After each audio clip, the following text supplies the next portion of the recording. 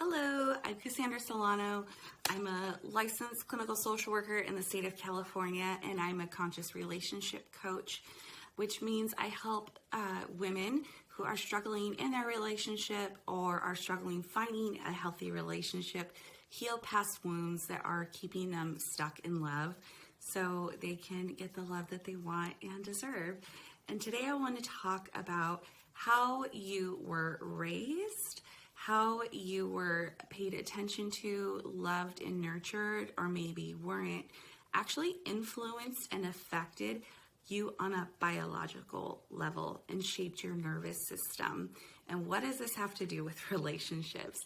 So I want to explain that our nervous system is so much more than what we learned in elementary school, which is pretty much if you put your hand on a hot stove, your nerves in your fingers are going to tell your brain a message, and then the brain goes, hot, move your hand, and shoots that message back down really quick so you moved your hand.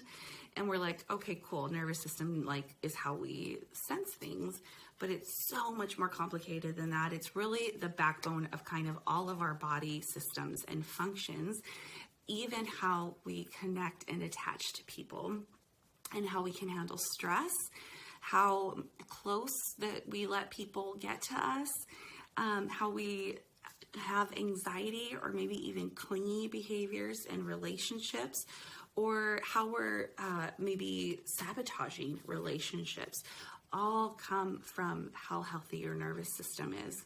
So if you have a childhood experience where your primary caregiver was attuned to you, and attunement means where you truly felt seen, felt, and heard. You were responded to appropriately and in a appropriate amount of time. When you cried out for help, needed support, you were hungry, you needed attention. And every time that you are attuned to, you were seen, felt, and heard, and responded to in a timely manner and appropriately, your brain forms more and more neural pathways or connections. And when you don't get consistent attunement or not enough attunement over a consistent amount of time, maybe it's inconsistent because you were moved from different caregivers, the brain will form, your nervous system will form, but it maybe doesn't form as optimally as somebody that had healthy, secure attachment and enough attunement from their primary caregiver.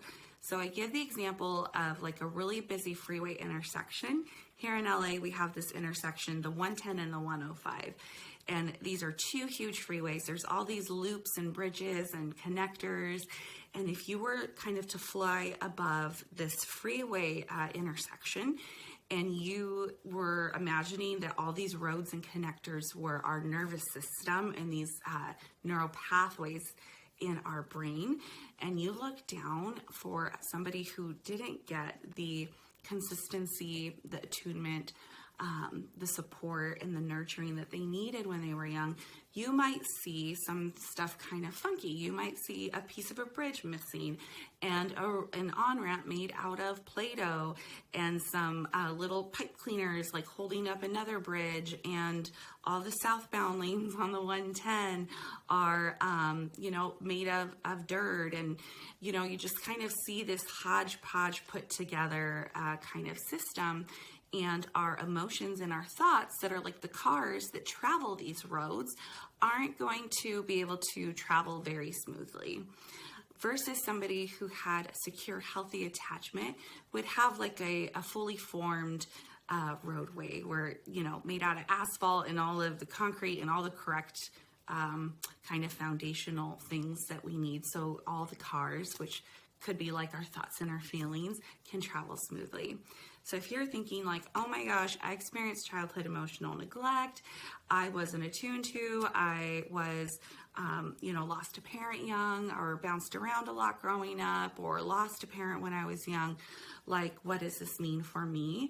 All it means is that you have been doing a wonderful job up until this point, with a system that maybe wasn't built as strong as it could have been through no fault of your own, and have been doing a phenomenal job, I'm sure, considering what the kind of structure looks like. And it also means that with support, we can come in and bring in a construction crew with a cement truck and all of the right tools to start laying down new foundations. This is called building new neural pathways in the brain. And we do this through finding secure, healthy connection, whether it's with somebody that you know in your life, somebody that you trust, a pastor, a 12-step sponsor, a coach, a therapist, a good friend, but starting to build secure, safe connections, and then starting to, through implementation, having experiences where you feel attuned to, where you do feel seen, where you do feel safe, and reorienting yourself with grounding practices, with practices to let your body and your system know that you're safe, and doing things like setting boundaries and then noticing like, hey, I set a boundary and I'm okay, or I'm practicing self-care now, or I'm practicing mindfulness or meditation, I'm walking and moving my body now.